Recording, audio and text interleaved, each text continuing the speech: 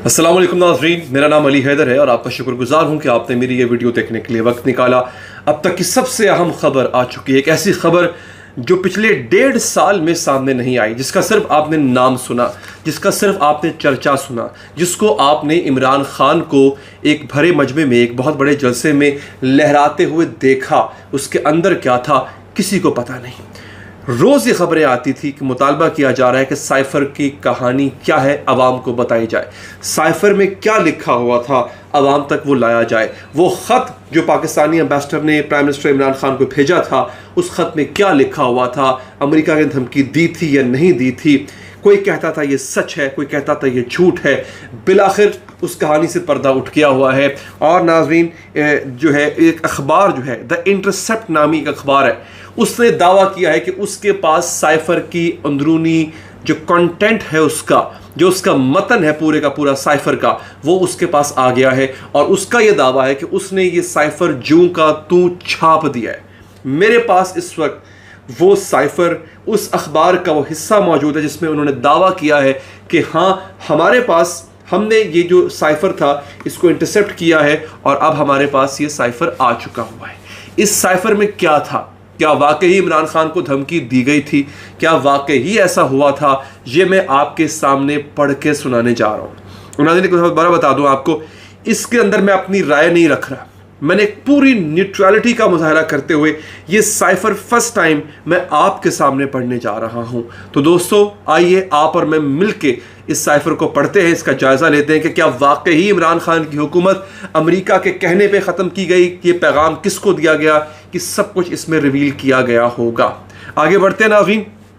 Intercept अखबार ये कह रहा है, सबसे पहले उसने जो इंटरसेप्ट अखबार सबसे पहले जो एक बात की है वो ये है, वो कहता है अपने तय, वो कह रहा है intercept is publishing the body of the cable below, यानी जो उसका मतन था, अखबार कह रहा है कि हम इसको पब्लिश कर रहे हैं। Correcting minor typos in the text because such details can be use to watermark documents. उसने कहा जनाब, हमने टेक्स्ट में कुछ टाइपिंग के एरर थे, उनको हमने ठीक किया है, बाकी जूं का तू है। ठीक है, आगे कुछ और दावे हैं, मेरे ख्याल है वो अभी बताने की जरूरत फिलहाल है नहीं।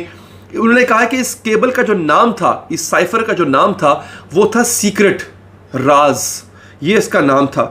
अच्छा जनाब, ये अमरीकी जो सेंट्रल एशियन अफेयर्स के नुमाइंदे हैं डोनाल्ड लू और असद मजीद, जो पाकिस्तान की तरफ से अमेरिका में सफ़ीर थे, उनके दरमियान होने वाली गुफ्तगू का मतन है, वो ये बता रहे हैं। अब सुनिए ज़रा।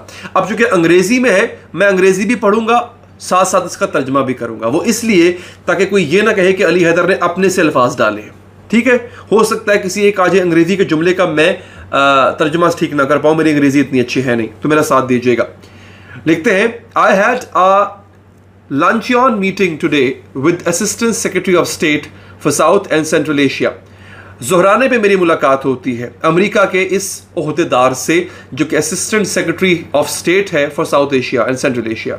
नाम है इनका Donald Lu. He was accompanied by deputy assistant secretary of state Les Viguerie, या ले विगोरे होगा मेरा ख्याल है, DCM DA and counselor Qasim joined me, यानी और किन किन लोगों ने उस मीटिंग में ज्वाइन किया उनके नाम लिखे गए। At the outset the Dawn referred to Pakistan's position on the Ukraine crisis and said that people here and in Europe are quite concerned about why Pakistan is taking such an aggressively neutral position। Donald लू ने गुफ्तगू करते हुए, असद मजीद लिख रहे हैं, Donald लू ने गुफ्तगू करते हुए कहा कि अमेरिका में और यूरोप में जो उनकी आवाम है वो बड़ी हैरान है कि पाकिस्तान इतनी गैर जानिबदार पोजीशन क्यों अपनाए हुए है यूक्रेन और रूस के मामले में। आपको पता है उन दिनों में यूक्रेन और रूस की वॉर चल रही थी, जंग चल रही थी। आगे वो कहते हैं, such a position is even possible, it does not seem such a neutral stand to us. उन्होंने कहा कि अगर ये आपने किया भी हुआ है कि हमने न्यूट्रल रहना है, मगर हमारी नज़र में आप न्यूट्रल नहीं है। वो कहना ये चाह रहे हैं कि हमें लग रहा है कि आप रूस के साथ खड़े हैं। Neutral to us. He shared that in his discussions with the National Security Committee, it seems quite clear that this is the Prime Minister's policy। उसने कहा कि हमें ये लगता है कि ये खालिसतन इमरान खान की अपनी पॉलिसी है कि उसने इस मामले में रूस का साथ देना है, ना कि यूक्रेन का, यूरोप का और हमारा। He continued that he was of the view that this was tied to the current political dramas in Islamabad that he यानी prime minister needs and is trying to show public face. वो कहते हैं कि इमरान खान को उसको लगता है, अमेरिकी इंतजामिया को ये लगता है या डोनाल्ड लू को ये लगता है कि इमरान खान अपनी सियासत बचाने के लिए ये ड्रामा कर रहा है, ये काम कर रहा है सारा। क्या? रूस को सपोर्ट करना, ठीक है, अमेरिका के मुखालिफ जाना, ये सब काम इमरान खान अपनी सियासत बचाने के लिए कर रहा है। ये लिखते हैं असद मजीद अपने इस साइफर में। कहता है आगे असद मजीद कहते हैं मैंने उसको जवाब क्या दिया, उस अमेरिकी नुमाइंदे को मैंने क्या जवाब दिया। वो लिखते हैं I replied that this was not a correct reading of the situation as Pakistan's position on Ukraine was a result of intense intelligence consultation. उसने कहा कि ऐसा नहीं है जो तुम सोच रहे हो, और पाकिस्तान ने यूक्रेन के हवाले से जो भी स्टांस लिया हुआ है, जो भी पोजीशन अपनाई हुई है, वो मुशावरत के साथ की गई। Pakistan had never resorted to conducting diplomacy in public sphere.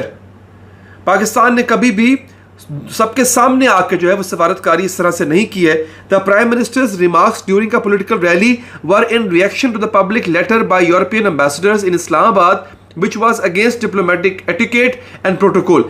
Imran Khan के उस वक्त के जो बयानात थे सियासी जलसों में अदा जो किए थे इमरान खान ने, जिसमें कहीं ना कहीं रूस नवाजी झलकती थी, वो इस वजह से थे कि यूरोपियन जो हुकाम हैं उन्होंने इमरान खान को कुछ ऐसे खतूत लिखे थे जो कि उनके ओहदे के शायान शान नहीं थे। उनको धमकी दी थी एक तरह से यूरोपियन हुकाम ने इमरान खान को। इसके जवाब में इमरान खान ने जो है वो कहीं ना कहीं मगरिब को लताड़ा था और ये रूस का साथ दिया था। Any political leader, whether in Pakistan or the US, would be constrained to give a public reply in such a situation। वो कहते हैं कोई भी होता, इसकी जगह इमरान खान होता या अमेरिका कोई ओहदेदार होता, ऐसे हालात में वो भी ऐसा ही बयान देता। अगर आप उसको लताड़ें तो पब्लिक के सामने वो जाके तो बताएगा तो सही जनाब मैं भी लताड़ सकता हूं आपको। आगे असद मजीद क्या लिखते हैं, I asked Don if the reason for a strong US reaction was Pakistan's abstention in the voting in the UNGA। अच्छा, वो कहते हैं मैंने पूछा कि I asked Don के जो अमेरिका पे इतना खफा हुआ है कि पाकिस्तान जो है वो यूएनओ में उसने वोट नहीं किया। अमेरिका चाहता था कि यूएनओ वोट करे और रूस पे पाबंदियां लगाए, पाकिस्तान ने नहीं किया vote. He categorically replied in the negative and said it was due to Prime Minister's visit to Moscow। उसने कहा नहीं, ये मसला नहीं है, हमें मसला है इमरान खान के मॉस्को यानी रूस जाने से। आपको याद होगा उन दिनों यूक्रेन और रूस की जंग के 2 हफ्ते बाद इमरान खान रूस गए थे, याद आ गया आपको? अच्छा, he said that I think if the no confidence vote against the Prime Minister succeeds, all will be forgiven in Washington because the Russia visit is being looked at as a decision by the Prime Minister। वो कहते हैं कि Donald लू ने मुझे कहा कि अगर तो इमरान खान को हटा दिया जाता है अदम एतमाद की तहरीक से, तो वॉशिंगटन यानी अमेरिका ये गलती माफ कर देगा, पाकिस्तान की ये गलती माफ कर देगा, क्योंकि उसको लगता है कि ये जो रूस वाला मामला है और रूस नवाजी जो है ये खालिसतन प्राइम मिनिस्टर यानी इमरान खान का अपना काम है। Otherwise I think it will be tough going ahead. इसके अलावा हमें लगता है कि आपके साथ चलना, अदरवाइज आपके साथ चलना मुश्किल हो जाएगा। ही पॉज्ड एंड देन सेड, वो कुछ लम्हे के लिए रुका, डोनाल्ड लू की बात हो रही है, वो कुछ लम्हे के लिए रुका और फिर गोया हुआ। I cannot tell how this will be seen by Europe, but I suspect their reaction will be similar। वो कहता है कि मुझे नहीं पता कि यूरोप क्या रिएक्शन देगा या क्या कहेगा, मगर मुझे लगता है कि यूरोप वही कुछ करेगा जो हम यानी अमरीकी कर रहे हैं। He then said that honestly I think isolation of the Prime Minister will become very strong from Europe and United States। उसने कहा कि इमरान खान को तनहा कर दिया जाएगा।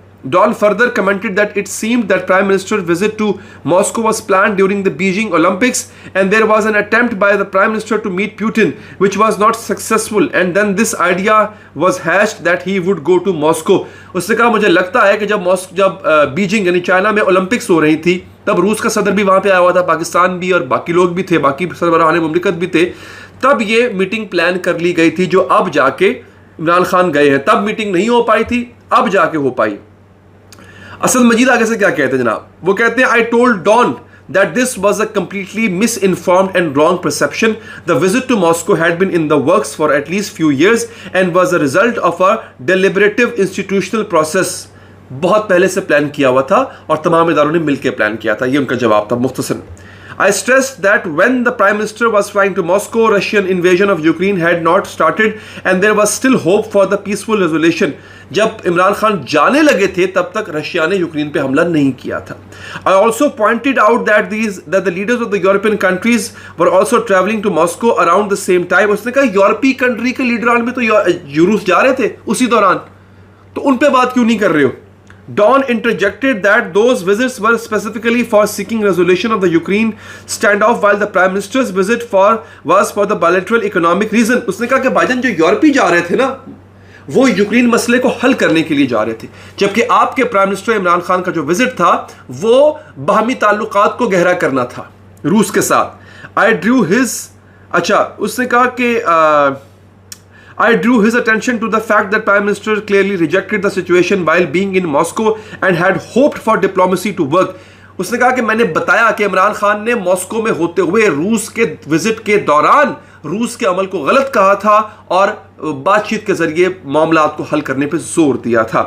The Prime Minister visit, I stressed, was purely in the bilateral context and should not be seen either as a condonation or endorsement of Russia's action against Ukraine. I said that our position is dictated by our desires to keep the channels of communication. लेकिन जनाब वो कहता है कि मैंने उसको समझाया, मैंने उसको बताया कि ऐसा कुछ भी नहीं है और जो है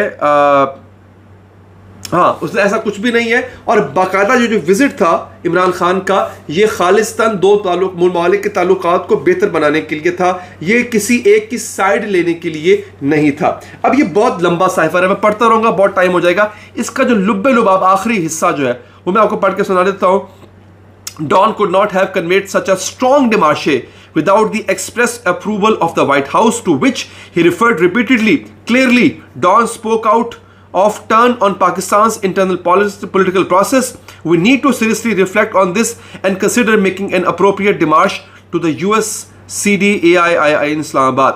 आखिर में लिखते हैं असद मजीद कि जो डोनाल्ड लू था वो अमरीकी हुक्काम की ईमा के बगैर इतना स्ट्रॉन्ग स्टेटमेंट यानी इतनी मजबूत बयान कभी भी ना दे पाता. इसका अपना बयान नहीं है, ये बयान जो है ये व्हाइट हाउस का बयान है, अमरीकी सदर का बयान है. जो धमकी आई है हमें ये अमरीकी सदर की तरफ से आई है और डॉन ने मुतादिद बार अपनी गुफ्तगू में इसका जिक्र किया है. आगे असद मजीद लिखते हैं कि इस्लामाबाद को यानी हुकूमत पाकिस्तान को चाहिए कि वो इस पर अमरीका से एहतजाज करे.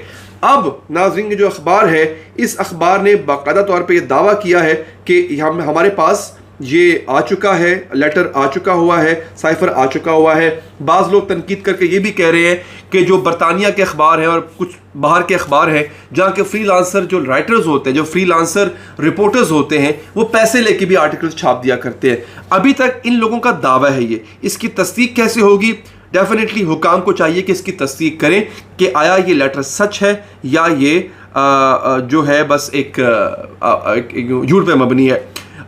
रियान ग्रिम और मुर्तज़ा हुसैन इन दो नुमाइंदों ने, इन दो सहाफ़ियों ने ये स्टोरी, ये खबर दी है. द इंटरसेप्ट अखबार का नाम है. अगस्त 9, 2023 को रात 12 बजे जो है ये बेसिकली इसको पब्लिश किया गया. सॉरी, दोपहर 12 बजे इसको नाज़रीन पब्लिश किया गया. आज दोपहर 12 बजे पब्लिश किया गया. तो ये बड़ी अहम खबर है नाज़रीन जो इस वक्त हमने आप तक पहुंचाई है. अपना बहुत ख्याल रखिए. अल्लाह निगहबान.